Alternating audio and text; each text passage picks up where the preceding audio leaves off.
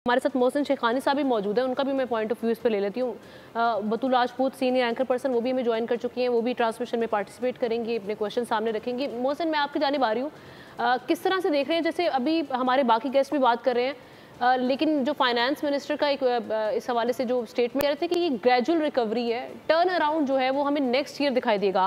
आपकी इस हवाले से क्या एक्सपेक्टेशंस हैं, एंटिसिपेशन है कि अब इसका टर्न अराउंड के लिए हमें नेक्स्ट ईयर वेट करना पड़ेगा, जो इसका असरात मुंतकिल होंगे आम आदमी तक? देखिए, मेरा ख्याल है कि कहीं भी कोई ऐसी चीज नजर नहीं आ रही जो आम आदमी पे मुंतकिल हो जाए। बेसिकली वो तो अपने जो बजट है बेसिकली नंबर गेम थे।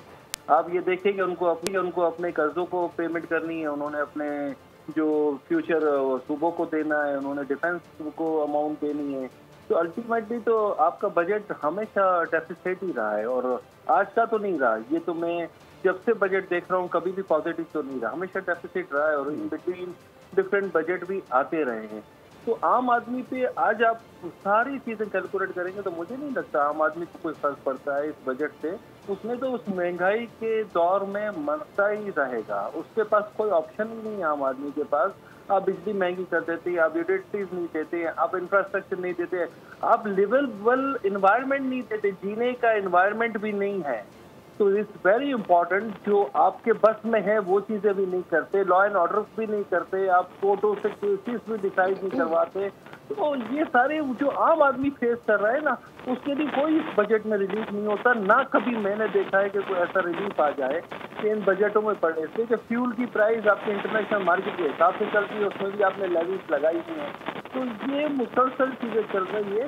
हाउसिंग सेक्टर को इस दफा इन्होंने लास्ट 14% ड्यूटीज कर दी थी, और इनकी कलेक्शन आप देखें कि 14%, 4% से 14% करने के बाद कलेक्शन इज 40%।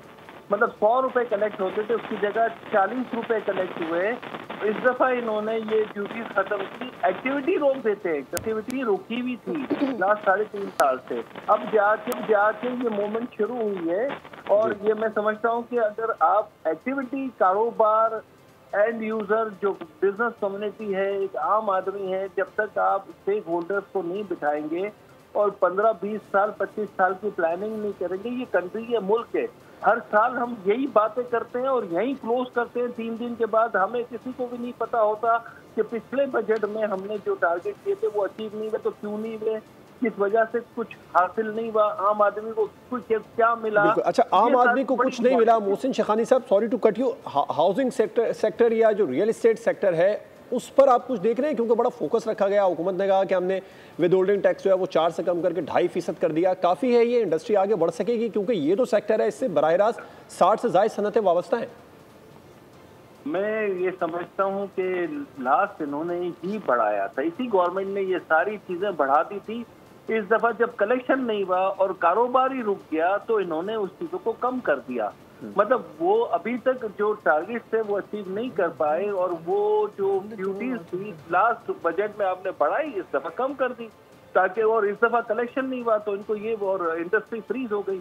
मैं समझता हूँ कि अभी फाइनेंस, हाउसिंग फाइनेंस पे जाना बहुत जरूरी है। हमने एक पॉलिसीज बनाई थी 3.5, 4 साल, 5 साल पहले, सारे बैंक इन्वॉल्व थे। एक आम आदमी को लोन मिल सकता था 7% पे, और एक आम आदमी घर ले सकता था। वो जब तक हम नहीं करेंगे, एक आम आदमी को वो फैसिलिटीज नहीं देंगे कि घर लेने के लिए उसको फाइनेंस मिल जाए आसानी से, जब तक ये एक्टिविटी, ये इंडस्ट्री नहीं चलेगी। और इसका इन्होंने कहा है इस दफा कि हम वो प्रोसीजर दोबारा अडॉप्ट करते हैं। पॉलिसीज नहीं है, आप समझ रहे हैं, पिछली गवर्नमेंट जब चीजें चलती है, नई गवर्नमेंट आके रोक देती है, और फिर हम दोबारा से अपनी साइंस खुद बैठ के इजाद करते हैं, और फिर जब फेल हो जाते हैं तो दोबारा ड्यूटी कम करके कहते हैं कि हमने ड्यूटी कम कर दी। भाई ड्यूटी बढ़ाई भी तो आप ही ने थी। तो ये सारे हमारे, मैं समझ रहा हूँ, लॉन्ग टर्म सोच नहीं है हम लोगों की। हम बहुत शॉर्ट टर्म पे बात करते हैं, और एक साल हमें गुजारना होता है, अगला साल फिर हम वहीं से शुरू करते हैं, और हर साल आपके साथ हम बैठे होते हैं, यही बहस कर रहे होते हैं। कहीं 15-20 साल की प्लानिंग करें। कंट्री है, मुल्क है, ये, इसकी पॉपुलेशन बढ़ रही है, इसके लोगों के बच्चे स्कूल नहीं जा रहे हैं, 1.5 करोड़ 2 करोड़ बच्चा स्कूल नहीं जा रहा है। इसका इम्पैक्ट क्या आएगा आप सोचे तो सही। आने वाले वक्तों में लोगों के पास 1 करोड़, 1.25 करोड़ घर अवेलेबल नहीं है, लोग कच्ची आबादी स्लम्स में रह रहे हैं। तो आप अपने मुल्क को कहाँ ले जा रहे हैं? विजन तो ये होना चाहिए कि ये चीज़ों को हम बेहतर करें, हम एग्रीकल्चर को बेहतर करें, हम इंडस्ट्री को बेहतर करें, हम जो स्टेक होल्डर है उनको बिठाएं।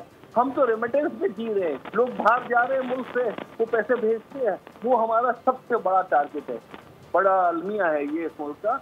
मुझे लगता है कि इसलिए बैठना चाहिए, लोगों को लंबी सोच लेके आना चाहिए, लंबी सोच लेके आना चाहिए।